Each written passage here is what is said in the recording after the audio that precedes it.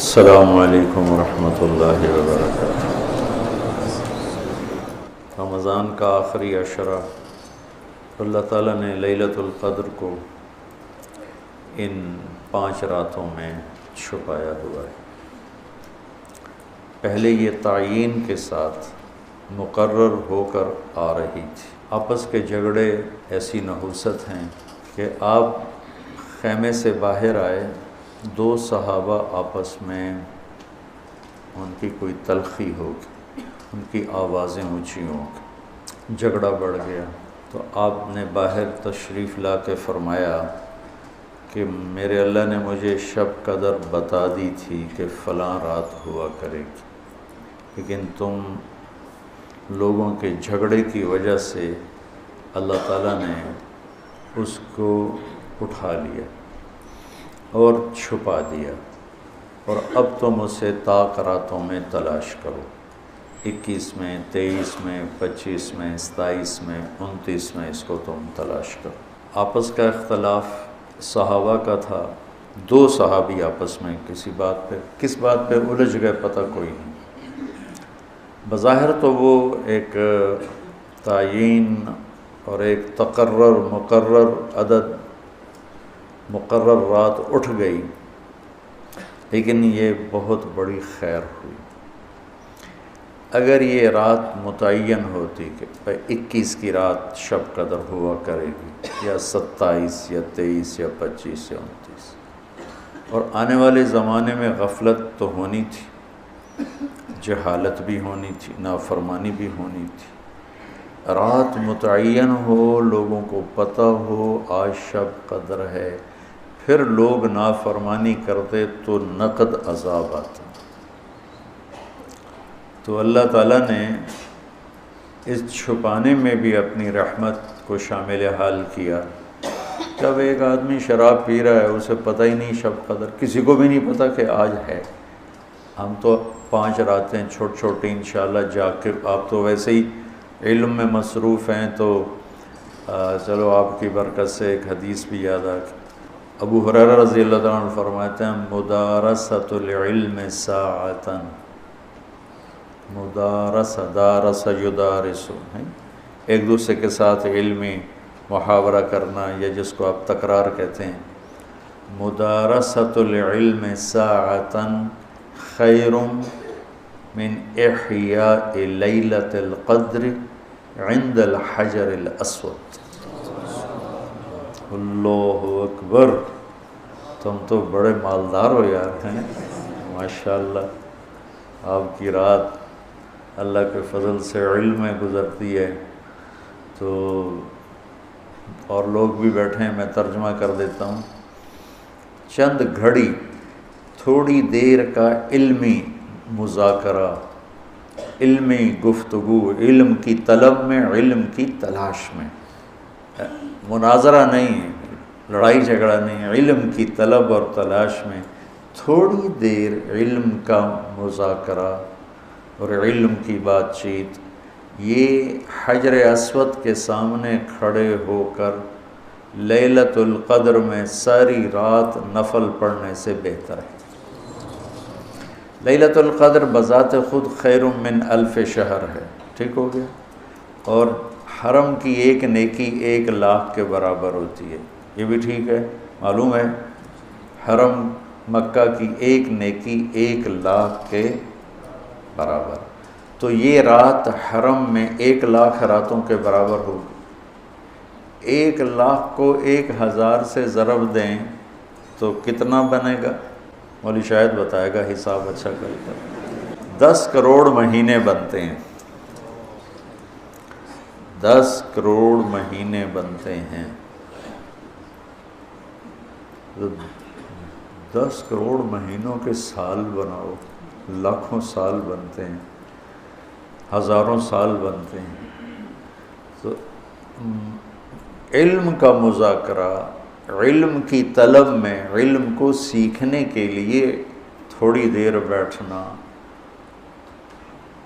وہ حجر اسود کے سامنے لیلۃ القدر میں ساری رات نفل پڑھنے سے بہتر ہے۔ یہ تو ہو گیا عام دنوں میں، جب یہ علم کی طلب رمضان میں ہو تو ہر عمل پہلے ہی 70 گنا بڑھ جاتا ہے۔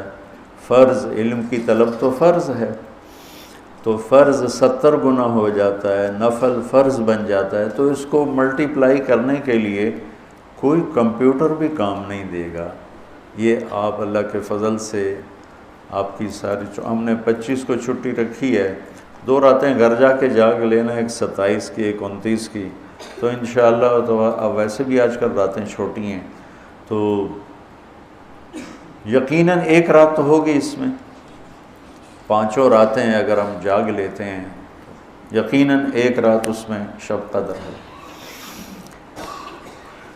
تو اللہ کے نبی شد المیزر ان آخری عشرے میں خوب محنت فرماتے، کمر کس لیتے، اور ساری زندگی اعتکاف بیٹھے۔ آپ نے کبھی اعتکاف نہیں چھوڑا، فتح مکہ پہ چھوٹا، لیکن شوال میں آ کے بیٹھے، 1 مہینہ پورا اعتکاف کیا، پھر 20 دن کیا، پھر 10 دن، پھر 9 رمضان میرے نبی کو ملے، 9 رمضان۔ تو 1 میں اعتکاف چھوٹا اور باقی میں آپ نے مسلسل اعتکاف فرمایا۔ لیلۃ القدر کی صرف تلاش نہیں بلکہ اعتکاف اللہ کے در پر پڑ جانا ہوتا ہے۔ تو اعتکاف اللہ کے در پہ پڑ جانا ہے، اور اعتکاف والوں کو فضیلت ہے کہ وہ سوئے بھی ہوں تو ان کے لیے عبادت لکھی جاتی۔ باقی ہمارے جیسے لوگ تو نفل پڑھیں گے تو عبادت لکھی جائے گی، قرآن پڑھیں گے تو عبادت کا اجر لکھا جائے گا، اور اعتکاف والا سویا بھی ہو تو قلم اس کا چلتا رہتا ہے۔ اللہم لک الحمد کما انت اہلہ فصلی علی محمد کما انت اہلہ وفعل بنا ما انت اہلہ انک اہل التقوی و اہل المغفرہ۔